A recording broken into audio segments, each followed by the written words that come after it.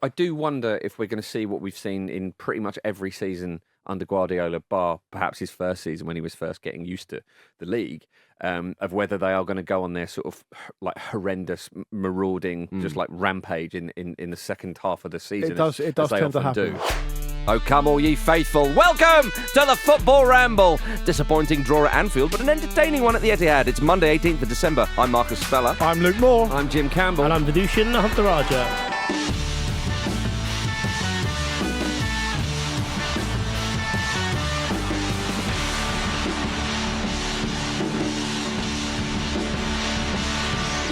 Hi, everybody. Welcome to the Football Ramble. And it's Monday, but it's a good Monday because it is the last one, really, until Christmas really comes alive and gets going. So absolutely. We're looking forward to that. Next Monday, it'll be a totally different vibe. It will. So hang on in there. Yeah, definitely. And we'll be with you all the way. It's good advice. Very good advice, I think, if I may say so myself. Now, before we get into the show, a reminder that you can listen to Saturday's mailbag now. We do the mailbag every week. And in my humble opinion, it is extremely good. Yeah.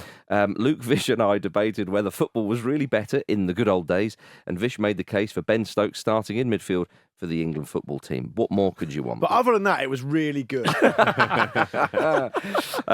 that episode below this one in your podcast app. Now, gentlemen, let's start our Premier League roundup with some chat about Bournemouth versus Luton, and of course Tom Lockyer. The game was suspended in the 65th minute after the Luton Town captain suffered a cardiac arrest on the pitch. Now, Luton have confirmed, of course, that his condition is now stable and he's in a hospital receiving further tests. And you know, he was in a stable condition, or he was certainly responding fairly soon after the incident. And I think when the news came out that he'd collapsed, the game was suspended, everyone fears the worst. Yeah, absolutely. Your stomach goes, you're reminded of sort of the harrowing images of Christian Eriksen, of course, made a full recovery. He's back in the Premier League, as we all know. And you, oh my goodness, it's awful. And you're just waiting for that news. Yeah, and to update, and especially given the health issues that Tom Lockyer has had in the past. I mean, he collapsed in the playoff final not that long ago. Exactly. Yeah. Had surgery, I believe, and was passed fully fit to play again. We don't want to speculate. None of us are medical professionals either, but it does seem that's an interesting part of the story. Yeah, you couldn't see the pictures when I was watching Soccer Saturday. It was Tim Sherwood on the game. I actually thought Tim Sherwood, for all the stick that I particularly give him, he actually dealt with it very well as a broadcaster as well. All of us have been in a live broadcasting environment, not easy to handle that kind of thing when you don't know what's happening and the cameras have panned away, which is always a bad sign. And you do fear the worst, but it was great to hear that he's now stable and he's in hospital being looked after.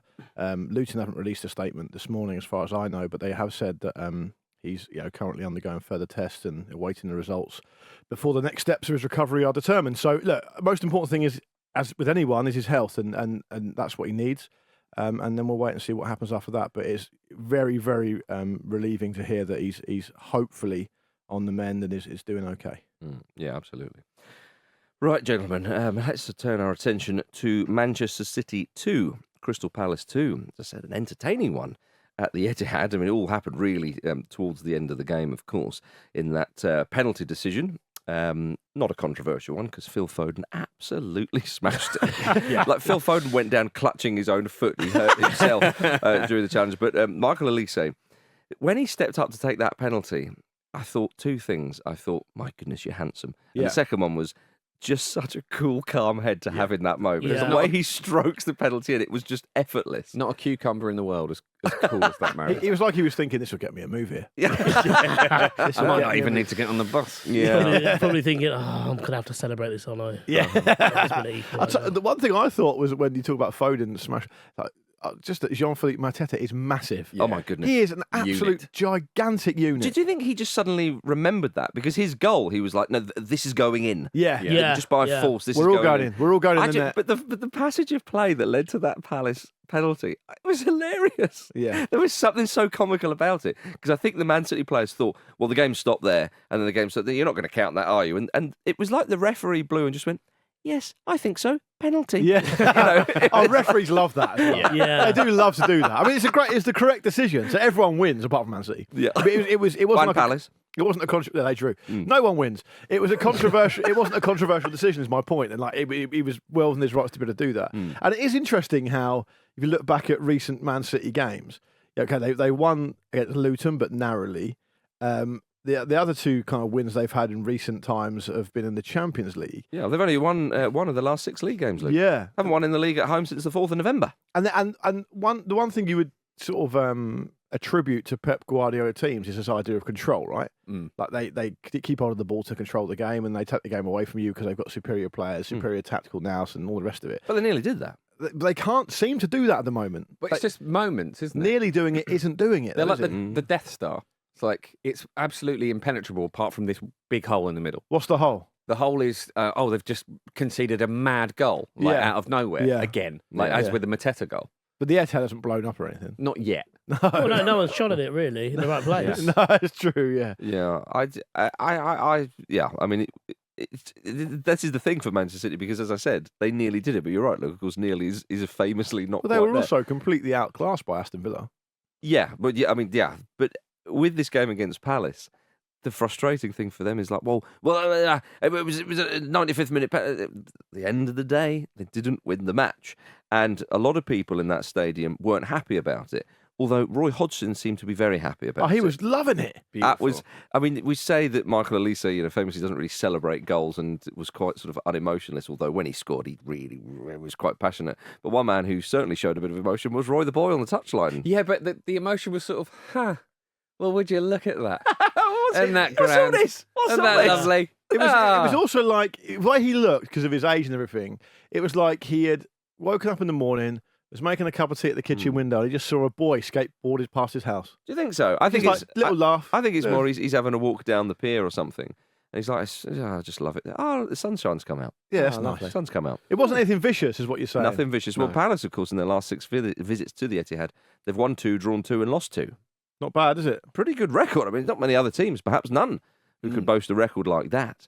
But dearie me. Yeah, it's not good reading for Manchester City, but it was a glorious point for Palace. Should Edison have been sent off for that foul on Mateta in the first half, by the way? I feel that everyone was going like, yeah, booking, that's fine. I was a bit like, I wouldn't. What's your argument for it being more than the booking? Wow, because I think you could say it denied a goal-scoring opportunity.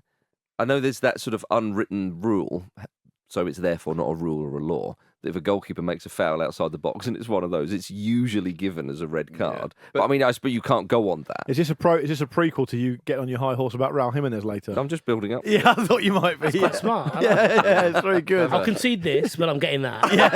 yeah. I also I thought. What do you think? Did you think a yellow card was the right decision? To be honest, it's a weird one because I completely forgot about it until you just reminded me of it. So I obviously Not important then. in my mind, it didn't seem like it was an outrageous. What do you think, decision. Vish? Thought maybe because Diaz was covering that they ruled it out as a. Well, I think that's why they ruled it out as he wasn't preventing a goal scoring opportunity. But they should probably remember that Diaz can't use his hands. Yeah. Which is quite a big deal. I just thought that everyone quickly moved on from that. I Yeah. think because he sort of, it's like it's a very, very quick trip rather than like studs to the shin, isn't it? So Yeah. it's like, I don't think it would have counted. It wouldn't have crossed into the threshold of dangerous play. Yeah, okay. I think that's probably why it was. And yellow. there's also part of the law is about a genuine attempt to play the ball as well. Yeah. Okay. So you got to bear it all in mind. Well, in the other net, of course, it was Dean Henderson's Premier League debut. Made some for good Crystal saves. Palace. Yeah. He did make some good saves. Which is what you need from a goalkeeper. Yeah. I mean, Ideal. say again. It's ideal, isn't It is it? It's a perfect. funny one with Dean Henderson because we all know he's very highly rated, and he certainly thought that about himself. And probably Big still time. does. Yeah. I'm just surprised that this is his Premier League debut for Palace. Now, I know Palace have also got a very good goalkeeper in Sam Johnson. You know, they seem to always have at least a few good goalkeepers at that club. I would have thought by now he would be kind of starting for a. But for a side. his career has been that. I mean, if you look at the fact that he's 26, Yeah. and he's been at 7 different clubs. Yeah. Yeah, it's a bit. It's been a very kind of itinerant career so far. He spent time at Manchester United, obviously Stockport, Grimsby, Shrewsbury, Sheffield United, Nottingham Forest, and now Palace. Yeah. Palace is a permanent move at least. Yeah. So maybe you'd and that's also interesting because Arsenal play Brighton at the weekend, and Brighton rotate their keepers all the time. There's been a lot of chat about having 2 good goalkeepers at Arsenal, 2 good goalkeepers at Palace now. Yeah. as well. Indeed, but I'm just saying that that's his debut, and you saw the quality that he had. Absolutely, yeah. Should he go north of the border, Well, Jim? Because some English goalkeepers, Jack Butland just won a trophy for crying out loud. Well, it's an argument that I'm sure he'll be having with himself all day long, every day. Jim, but why don't you respect the fact that English goalkeepers go north of the border sometimes? have I expressed any Why sort don't of you disrespect Marcus, to ask it? him what I would Fraser argue that I Forster. haven't. Want to go back to Chris Woods if you Joe want. Hart. So Yeah. from Fraser Forster to Chris Woods, that feels like there's quite a big gap. Huge gap. Yeah. What about Joey Hart? Why don't you respect a tournament that's decided before the quarterfinal equivalent in the English system is, I rate the Scottish League Cup. I like it. They've done before Christmas. First trophy out the way, bang. Let's get that out of the way. Yeah, they've got, and they can concentrate You're on up and running. and exactly. And I think for one, I'm sure it's just a coincidence. And I don't believe in conspiracies or anything like that, as you guys know. But I'm sure it's a coincidence that Marcus has brought up Scottish football the day or two after Rangers have won a cup. I wanted to point. link it to Good Hearts point. beting Celtic. Oh, did you? Okay, That's all I wanted to fair do. enough. Okay. Right. And Fair so if you don't like conspiracy theories, why do you subscribe to Matt Letizier's letters? Yeah. Because you've got to keep the enemy close. Anyway, I'll tell you what, Mataticia is the gateway drug to Ricky Lambert, as you well know. Yeah, indeed. Yeah. Well, anyway, back to Gateway back to Manchester City versus Crystal Palace. So Dean Henderson played very well. Rico Lewis scored his first Premier League goal. He bludgeoned that in as well, didn't he? Yes. Get out of the way, everyone. Bang. A man with much talent, Vish. Yeah, I mean, he was. That was supposed to be like the I suppose the opening of the floodgates to a point, but I feel like because of Lewis and because of, I suppose primarily because of him, actually, there is this sense that Man City are bringing through like the other generation. I was going to throw Cole Palmer in there as well. Obviously, he's gone elsewhere, but He's still done brilliantly, though. yeah, He's done brilliantly. that I suppose those younger players at City that you've heard about are kind of coming to fruition now. And then you get a result like this, and you're kind of like, hold on, what's actually the problem here? Because Rodri's playing, which used to be a problem. You've got youngsters coming through. Yep. Everyone's pretty established, and they're still conceding goal. Like they've conceded 20 goals in 17 games now, which is you don't really equate a Man City side to conceding. It's about control. More than a goal a game. Because even if you but why are they ceding control? But if you look at like say Jeremy Doku's been one of their standout players this year, right? Doku, Rodri, and Haaland has probably been their standout players this year, right? Doku isn't part of the team at the moment. Grealish comes in and scores in 3 games in a row. So everywhere you look, there seems to be things happening right. But for some reason, I personally believe it's the old Alex Ferguson thing that he talked about a lot during his career, which is if you have a showpiece season and everything has to be right, everything gears towards it, everyone's pulling in the same direction, you look around the dressing room and you go, right, we've got this here. We may be unlucky, but there's no weakness here. And you win a treble like they did.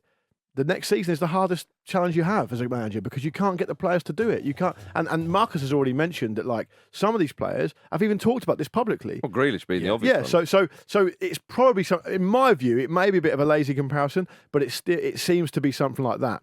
And if you look at the position Manchester City are in, it's not just about points being dropped. There's a long way to go. We're not even at the halfway point yet. It's about the teams around you you're going to have to overhaul because it becomes... A lot of people think when they talk about the relegation picture, oh, well, there's so many points left to play for. If you've got so many teams to overhaul, it basically compounds the problem. Manchester City at the moment are 4th in the table. They're a point off 5th. They could be 5th, this time next week or whatever. It becomes a real problem because you're talking about Arsenal and Liverpool and Aston Villa and Spurs and potentially all these teams to overcome. Yeah. It makes it very, very difficult. Well, Manchester United, when they won the treble in the late 90s, the following season, I mean, they won the league at a canter.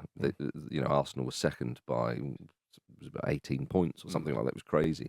But 91 points.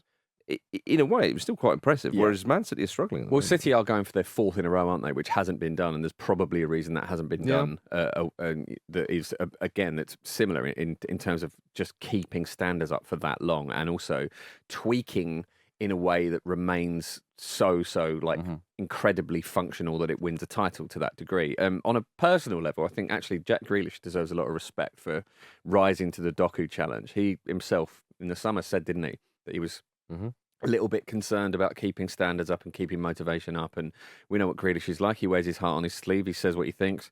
And clearly having some sort of personal challenge around him has served as that motivation to get those standards up and to sort of to rally and fight for the cause again. I think at Villa it was easy for him to do that because obviously his boyhood club, they were fighting for survival a lot.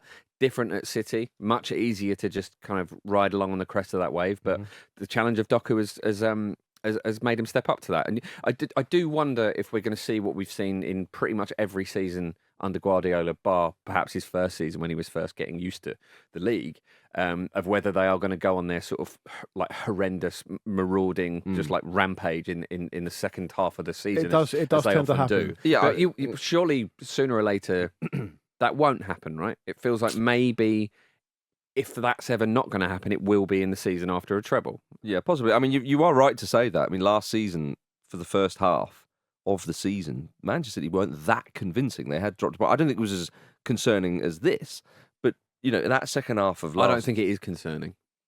Right. I think it's great. I see. Well, Arsenal were top of Christmas last season. They could be top of Christmas again this season. They could be, yeah. But I think with Manchester City, yeah, if Haaland is injured, lest we forget, you know, even Kevin De Bruyne is still away.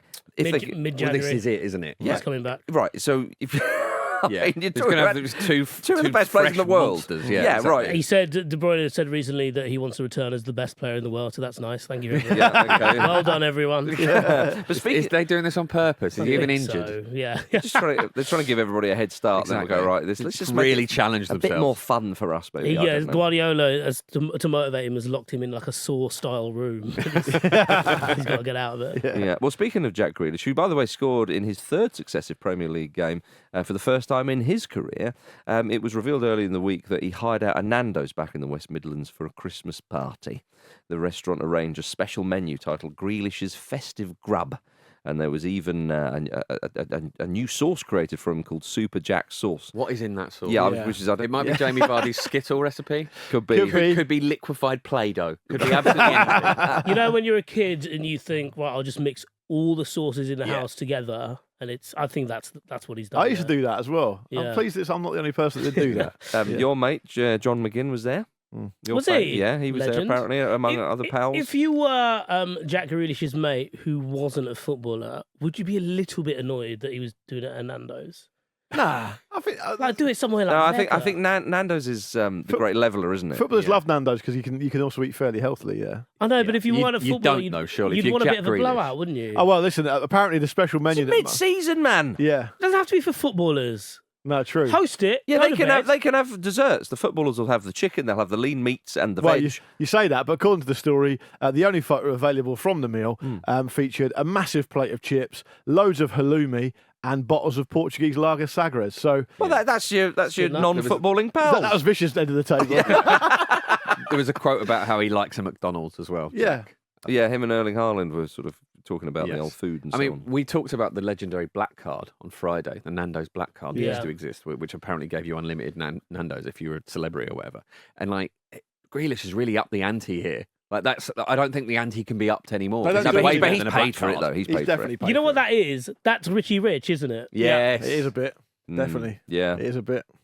Apparently, some people were a little bit annoyed, the locals, because they turned up wanting a Nando's and they're like, what's going on here? People love Nando's. They It do. isn't- It cannot be the only Nando's in the West Midlands. In that particular area. But it's annoying when you go to a pub and they say, "Oh, it's closed tonight for a Yeah. private party or whatever." So it's the same vibe. But I get it. then Grealish and one or two of the others did do a few photos, so I think it appeased them. They were hungry, but they were pleased. They did. Jack, thanks for the photo. I'd rather have that grilled Well. chicken pitta if I And could. he threw a bottle of his sauce at them. And they all got covered in it, Jim. Now. No, not now. Carry on. Okay. What's the next bit? What's the next bit? I just wanted to segue into his former club, Aston Villa, of course. Aston Villa, away to Brentford, won 2-1. Both sides finished the game with 10 men. This was the most ridiculous passenger play of the season. I love it when two teams who otherwise rarely sort of meet just decide for one afternoon that they hate each other. And who would have thought that Emi Martínez and Neal Maupay, a.k.a. probably the two biggest cunts in the Premier League? Do you not think Martinez, though, there's a likeable quality about him? No. No, you're not. I think there's a pantomime. You quality, like him, that's surely. fine. Don't make me like Jim him. was immediately in defence. Yeah. Vish has I've the got old casting Arsenal vote. bias lingering. Yeah. There. Was it not a lovely colliding of worlds for something that, as Jim mentioned, Yeah. it was Maupay beefing with Leno that led Martinez on this path to glory Yep. now, and then they've met. Yeah. It's like a cinematic universe. Yeah. But do you not think, though, Martinez, with all the antics in the World Cup and so on, what he did? Yeah, but like you could have a mate who's a cunt, can't you? Yeah. Martinez is your mate who's a cunt. Maupay is your. of them in here. Yeah. He's fucking a glove. He's trying to fuck a glove. Yeah. Oh, yeah. Sorry, yeah. Therefore, I don't like him. Yeah. What's wrong with that? Because he's mugged off everybody. He mugged off the world doing that. It's hilarious. You did a mugged poem off. about him last week. That's okay. That's up to It you. was an ode, not a poem. Sorry, an ode. I apologise. And I don't. You're I an just, ode. I just think. I mean, objectively, I suppose I find it entertaining, but I think he's unquestionably a cock. No, he's a shithouse. Yeah. I like that. I like that he kind of had a pop at Neal Maupay because I don't like him very much either. There you go. It was the most pointless and pantomimish thing I've seen in the Premier League for a very long time. Very enjoyable. The passage of that did lead to Kamara putting his fingers in someone else's mouth and Yeah. getting sent off. So it actually cost Villa a player. Well, I mean, he's, He Yeah, couldn't it believe worked. either. It worked, didn't it? He Yeah. couldn't believe it. It was like he did that thing that a lot of players do in that kind of situation where they go, "Well, look, it's the end of the game. Yeah. You can still be sent off." No, but no, it's a free hit. Yeah, and hit. That's the problem. it feels so pointless Yeah. because you can technically be sent off in the car park. If the referee's on the premises Yeah, still, yeah. you can be sent off. Yeah, And- he's that's just young and foolish. Because it happened to D. Windass. Didn't he get sent off like 5 times in the same times, game? three times. Yeah. Yeah, but he kept turning round and having a go at the referee. Yeah. And the referee's, I've told you, here's another one. Yeah. Here's another one. Get lost. But yeah, was Ben Mees a sending off? Because Thomas Frank seemed to not see it. Oh, Yeah. that's okay then. Fine. Yeah. It was a clear red card. Hang on, Yeah, it everyone. was, Sorry, yeah. Varkan, let's get a decision. The manager didn't see it. So can we still definitely send him off? Doesn't seem fair. Yeah. He said Do you think you're a 7-year-old that can stand in the corner and close your eyes and that didn't happen? Can we check that it did happen? Because he wouldn't lie about it, would he? I mean, he thought it wasn't a sending off. It's Yeah. just like, Come on. Yeah, exactly. Come He on. I like thought Thomas it Frank, wasn't a don't you? sending off because of the reaction of the player. The Villa player didn't like go over and like. I mean, he very much endangered the opponent, really. Yeah, didn't he? it's a red card. It's- I mean, to be fair to Ben Mee, I think it's his first red card for 10 years. Really? So, he's obviously not made a habit of this kind of stuff. No one's saying that. But the incident is the incident. I'm not saying because it was Ben Mee it should be a red card. No. I'm saying because of where he put his foot and how he did it. I'm just saying he's not a Christian Romero type character. No one's saying that. No, he's not. No one's saying that.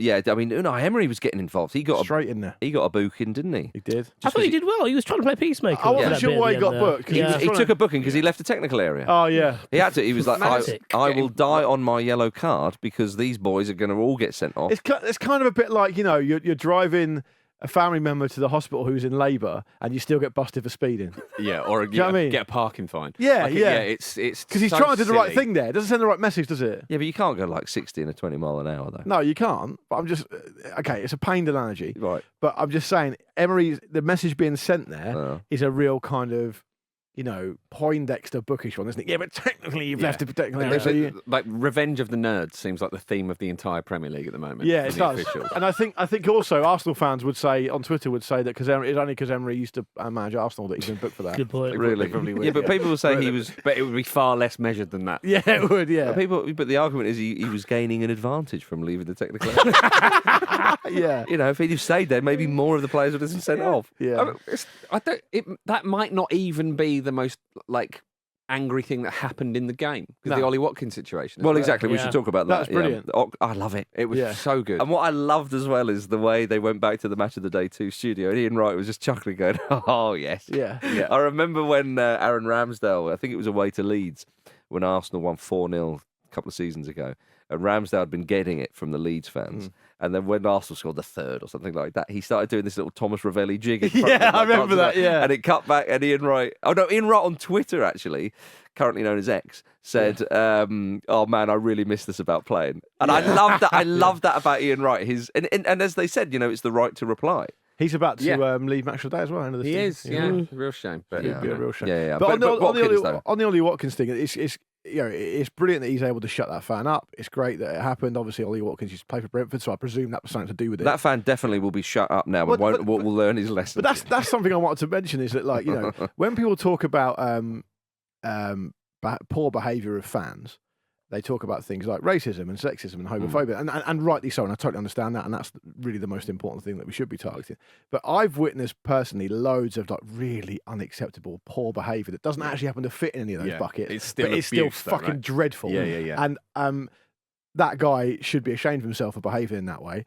And I'm pleased that he's for him solely. Yeah. I'm pleased his team got beaten. Yeah. Also, the reaction of people around you, or people around him rather, would be like, "Well done, mate." Yeah, you Yeah. fucking knob. Because football fans will probably think that's his fault. Yeah, exactly. That's how karma works in football. I yeah. think from the brief footage that you could see in the highlights of that particular incident, I think he sort of stared Watkins out a little bit as if he's winning in some way by not backing down the absolute melon. I told you. Sorry, Jim. I told you once at Fratton Park, Portsmouth played. It must have been Wimbledon because it was Vinnie Jones was playing, and I was at the seat right by the touchline, and the ball came into the crowd, and Vinnie Jones came to get it to take a throw in, and some guy next to me was like screaming abuse at him, and Vinnie Jones just gave him this look, which was just like, all right, yeah.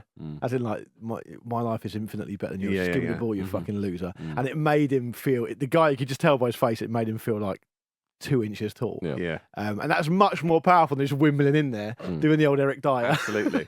Or Eric Cantona. All the Eric Cantona. All the Erics. Ollie Watkins' post-match was great. He was asked about it, and he said there was one individual who was giving me grief all game, and the pause was delicious. Just you could put any insult you want in that pause, and it would be appropriate. Individual. Yeah, I mean, look, for the vast majority of cases, obviously footballers blanket out, rise above it, and so on, because you'd be put off your They game. have to, don't they? Well, you simply have to. But yeah, the fans can, within the realms of the law, they feel like they can just say absolutely anything. Yeah. So when you do get one of these moments, it is glorious. Sometimes it goes a bit too far. I mean, I remember Jamie Carragher at Highbury. Now he got a coin thrown at him. Yeah. He shouldn't throw it back though. Probably not. Yeah. But there is an element of this with fan culture, not always, but sometimes, where you'll have a guy there with, say, like his 8-year-old son, and he'll scream abuse at players all game, and the moment a player sticks the fingers back up at him, he go, "Well, my son's here." You've got an example. Not even that. They can't take it. Yeah. I never understand that about people, and But I mean, I don't think most football fans are like that. There is definitely a section and a healthy minority who would be.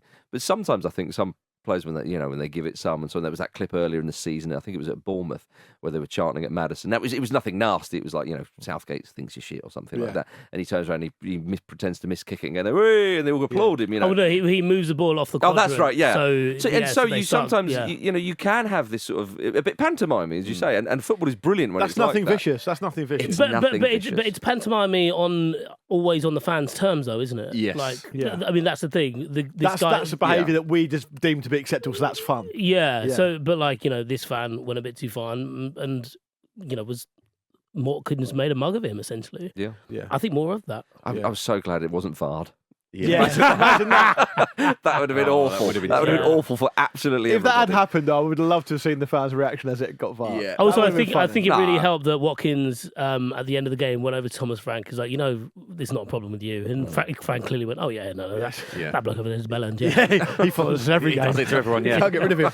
Yeah. But it was a win for Aston Villa. They've won 25 Premier League games in 2023. Their best record in a calendar year in their entire history. It's incredible, isn't it? Especially given what storied club they are. How Yeah. about that? They've 81 points in 2023. They've gained. Only Manchester City have more. Racking up those wins is impressive, isn't it? And because they're doing it so consistently, they're starting to build a bit of an aura around them now. Definitely. It's they seem like the real deal at the moment. Obviously, there's a long way to go. And they've but- got some great games coming up. They've Sheffield United at home next. Yeah. They go to Old Trafford after that, Vish, on Boxing Day. Lovely little Christmas treat for you, pal.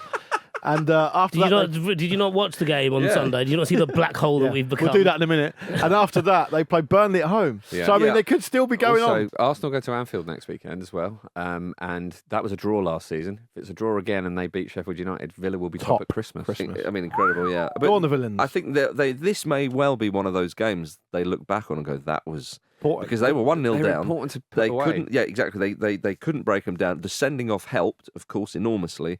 And then they get out of there with a win. They've been travelling, in Europe, only a few days ago. So this could be one of those wins. People talk about the fortuitous ones or grinding them out and so on. Well, they've got one here, and they're still in the title race. And the spectre at the feast is Man City, as we talked about earlier. Man City have got the Club World Cup to deal with at the moment. Unlux. They're playing in Saudi Arabia, I think, tomorrow night, aren't they? Against Japanese side, I think. Really? Yeah, so, I mean, they got loads to deal with. So you never know. All eyes on that. Well, probably it not. could potentially work in their favour as well because Yeah. they're not going to be competitive games, and it might actually be You quite a reckon? surprise rest. Yeah. So you reckon Yeah. travelling to Warm Saudi up Arabia training. the week before Christmas is good for a team who can't buy a win? A team who won't need to play their starting players, yeah. Warm weather training, There's a bit of sun in your back. All right. All right. Well, We'll see, won't we? maybe Jordan Time Henderson will will be in tell. the crowd Seems giving like them all abuse. Seems like an anti-City bias to me. Yeah, because it's a tournament that's being run by FIFA. It's in Saudi Arabia. I didn't even need to check. I didn't know it's in Saudi Arabia. Is that And right? they might add 15 odd games to it. Probably as well will. between now and tomorrow. If they decide to. It's up to them. Yeah. Hendo's done a good job though getting this over. Well done him. Yes, Did you see the Club World Cup has been announced for the summer of 2025? Yeah. Thing is, though, Marcus, It is. you notice Yeah. there's no third place playoff. So Oh, so that's fine. They then. are It's reducing, fine. They Yeah. are reducing the amount of games in their own little way. Uh-huh. Yeah. Uh, I tell you what, we will compromise with you. Yeah. That third place playoff. We might not do it. honestly, do check it out. You won't believe it. You'll look in there and go, well, it's like 12 teams from Europe playing in it. I mean, it is the Super League they're creating here. Yeah. So, well, let's do it. Let's talk about Are it. we? Okay. No, it's not. All Yeah, right, fine. please don't. Yeah. I genuinely would rather go for a break than talk about football. Chelsea, Real Madrid, Man City, Bayern Munich, PSG, Inter Milan, Porto, Benfica, and 4 other teams yet to be decided. It could be your team.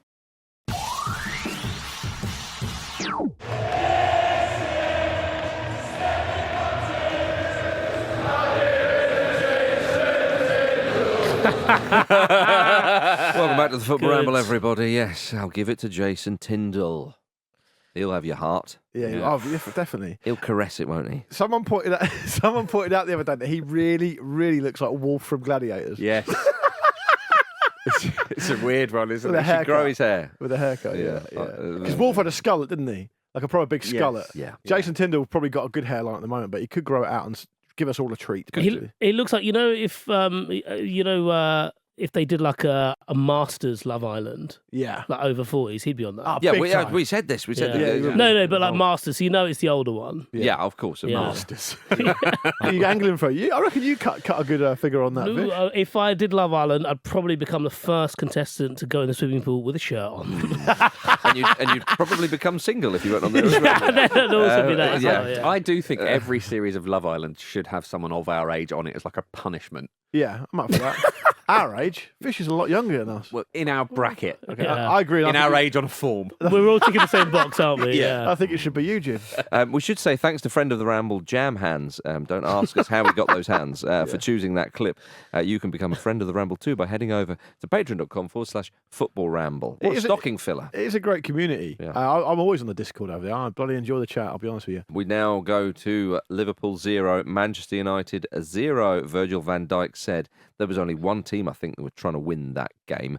Man Roy, United. Roy Keane was terribly offended by this. Yeah, Said he it was arrogant. Yeah, Yeah, but he also ended the broadcast by saying, hopefully when Liverpool play Arsenal, Arsenal will try and win the game.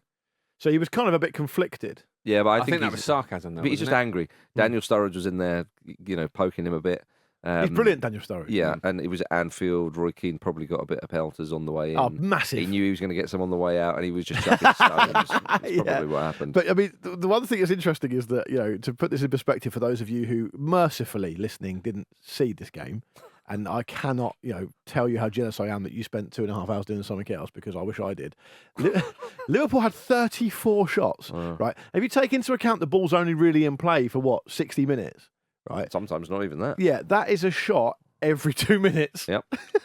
Yeah. And it was only that Trent one that really kind of. It that still never looked like they were going to score, did they? Yeah, they sort of battered them 0-0 this time. Yeah, it was a very, than- very strange game. It was awful to watch. Man United were abysmally bad. Liverpool were astonishingly sloppy. It was just like you wanted to grab Liverpool, get him in a huddle, shake him, and say, if you just concentrate Yeah. now, you will win this game 5-0. I'm sure Robbie Fowler's here. Just put him up front. Yeah, He'll put one away. He would have done. The whole thing seemed like a sort of site-specific, very expensive piece of physical theatre about erectile dysfunction. Yeah, it did. It did. Just in their heads, it was this is gonna be good. Oh no, just cut. No, it's no. For lots of different reasons, it just wasn't happening for anyone. Do you want to carry on, Jim? No, No. It felt a bit said like... enough. Ask me if I'll carry on. I would. For those who remember Bit of Pele. when Pele used to God rest him. advertise. Yeah. God rest him. His legacy is multifarious, but on this show, it's basically about erectile dysfunction. There was a bit in that advert where I don't know why, it sounds like he freestyles it. Yeah. And he goes, you need to get treatment.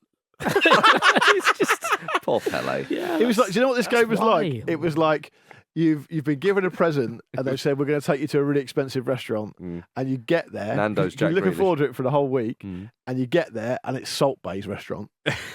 I saw it more as like Takeshi's castle type. Everyone trying to gain a footing on like a soapy floor. Yeah, That's also at an angle, Yeah. and boulders are coming through. But the reason I said the bit about wanting to shake Liverpool into some kind of concentration is because I definitely felt like, because the first 10 minutes or so, they were so dominant, Liverpool. Yeah. If they had scored in that period, that would have been that. Yeah. Yeah.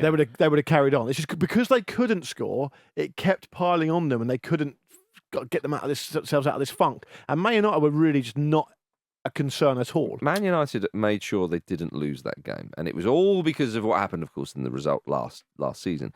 But they defended pretty well. They defended though. They seemed to They be didn't. Liverpool had 34 shots. Yeah, but quite a few of those shots are like against someone who's like 2 yards away from you. I don't think Man United defended well, personally. Well, Varane defended quite well. Liverpool hardly created anything. I mean, you've got to give them a bit but I think that's their fault though, because I think 100%. I think at some points it felt that Liverpool had too many cooks, and then all those cooks wanted to add their own garnish on things, and they ended up fucking it up for everyone else. Really, Only one. I thought it was. Sorry, I thought it was actually quite. It was a performance indicative of how Liverpool have been over the last few weeks, which Liverpool fans have spoken about. They haven't been very convincing at all, and I would say the way they played against a bad Manchester United team who were playing badly at the time. I'm not talking about form here. In the moment, they were dreadful. I thought that's one of the arguments against Liverpool winning the league this season, because you just have to beat a team like that. You can't be that selfish in individual moments, particularly in the second half when Good point. when Gakpo comes on. Klopp got a bit greedy, thinking they can go to 4-2-4. When I thought it made perfect sense to either bring on Jones or bring on Elliott, someone with a bit of industry who's going to be in the middle and be a bit busy. Because even someone like Szoboszlai had a dreadful game because he was clearly like trying to do his own thing, and his understanding with Salah completely went out the window in that first half. It felt like they were getting in each other's way. And I think they talked about in the studio about it coming from arrogance. I think it also came from how bad United have been, that they thought they almost, as Luke alluded to before, they were almost in their own heads a bit, being like, why aren't we beating these? They're rubbish. Yeah. It was the only Simicast didn't have a shot of all the outfield players for Liverpool. Wow, that's incredible. I'd love to know if that's ever happened before in the Premier League. It's brilliant if Alisson had a go from a drop kick. Right, I'll have it. I came up for the corner at the end of the game. It'd have been hilarious if Rasmus Højlund would have put that one away. Oh man! Oh, that would have been, and that was the best chance of the game. That would have been so funny.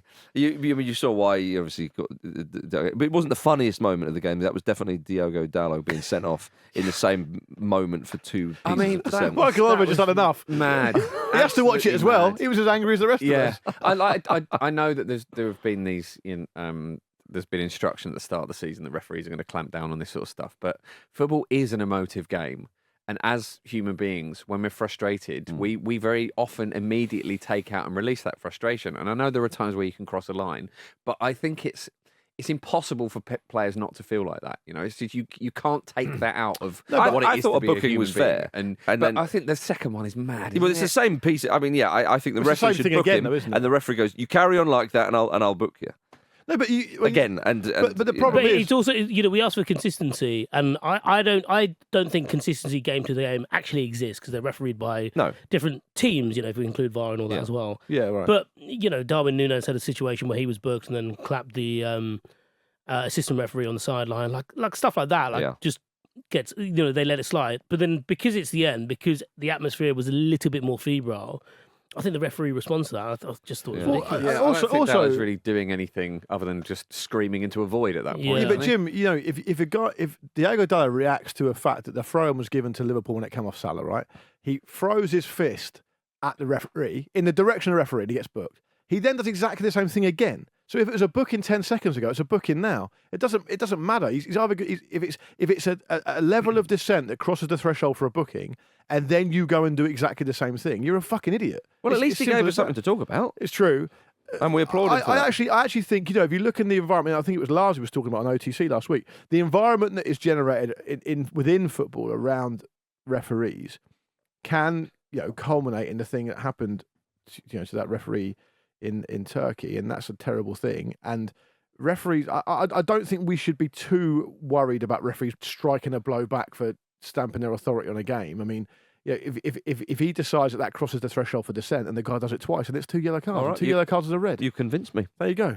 Yeah, I don't broadly like. I think it's a bit lame, but I don't disagree with the red card as it is. Like, the technicalities of it, it's just whatever. I mean, they just apply it when they want. Yeah. I think that's the issue. And I think they were also tasked with something that's really difficult to discern, which is that they have to really pick up on the spirit of a game and the flow of a game and what's happening, and they don't want the game to descend into absolute anarchy, and they've got to think about that. And that's not something that viewers or possibly even people in this stadium can really judge on. Only referees can do that. I remember interviewing Howard Webb once when I said, why is it that when I play football on a Saturday or a Sunday, you're not allowed to swear at all at a referee? You basically get sent off for that. But Premier League players do it all the time. And Howard Webb said, well, actually, the difference is that the camera angle makes it look like they're much closer than they are. It's very difficult for us to hear all the time because the stadium can be very loud. It's just not as cut and dried as that. I think Michael Oliver was either so fuming that he had to watch really closely a terrible game, or that Dalot was a complete prick. And Dalot should know better than that. I mean, I just don't think you can have any sympathy for the player there. Ultimately, I don't know how you can. the result means that Arsenal finished the weekend top of the Premier League because they beat Brighton 2-0 earlier in the day. Jim Campbell, Arsenal are on the verge of yet another don't say Premier that. League You title. said that about Leicester.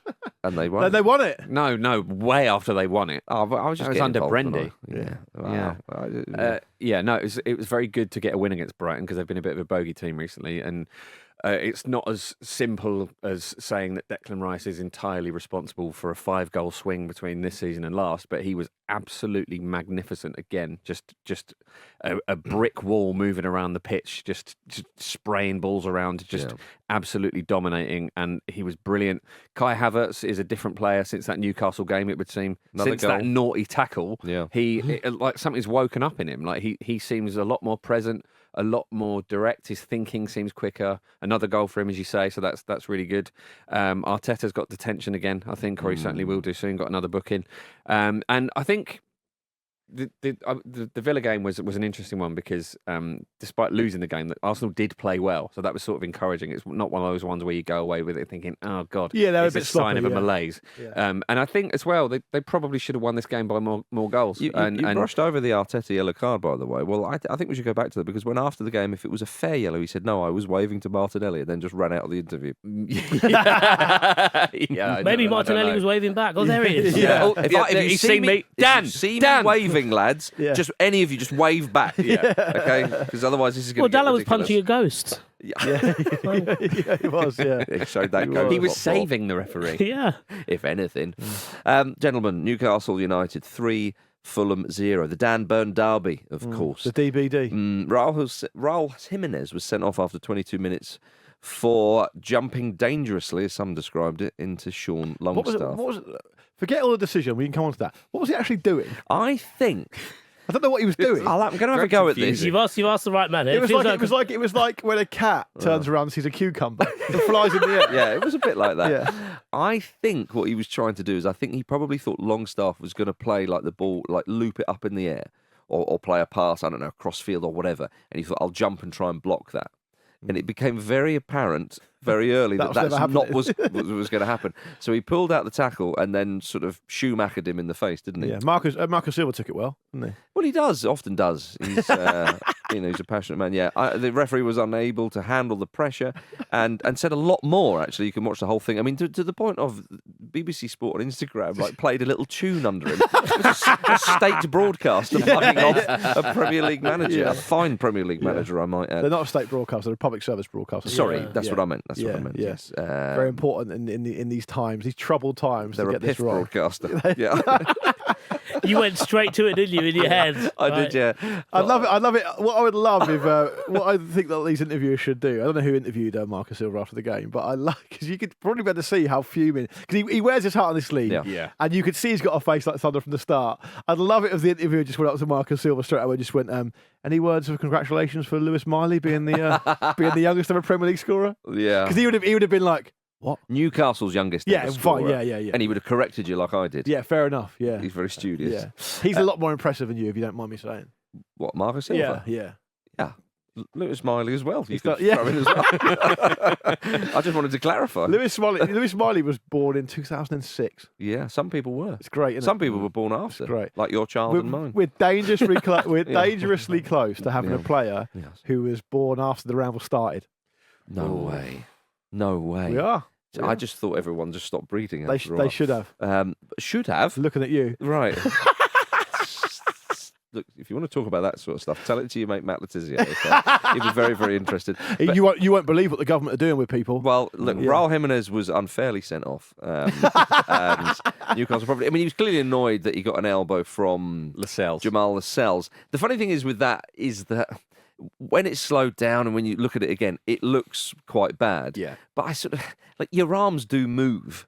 Do you know what I mean? Like he has caught him in the face. There's no stories about that. But I think the reason why it probably wasn't a sending off is because as your body moves, like sometimes you just get an unlucky one. I don't think he's really gone, right, I'm going to raise it. Because it wasn't a raised elbow. I think him and his, Silva said of that, before the red card, it was a clear elbow from Lascelles. He knew Raul was there, the elbow out, until the 21st minute. In all the moments, the referee didn't give us one foul for Newcastle. It was a free kick every time. And actually, there is something about St James's Park that, like, it certainly, whether it's actually true or not, it feels like that as the visiting team, doesn't it? Because the crowd is so up, and they are quite a robust team. Yeah. And it's Anfield does this as well. You know, if every chested ball, the crowd appeal as a handball, and every tackle, the crowd appeal as a foul.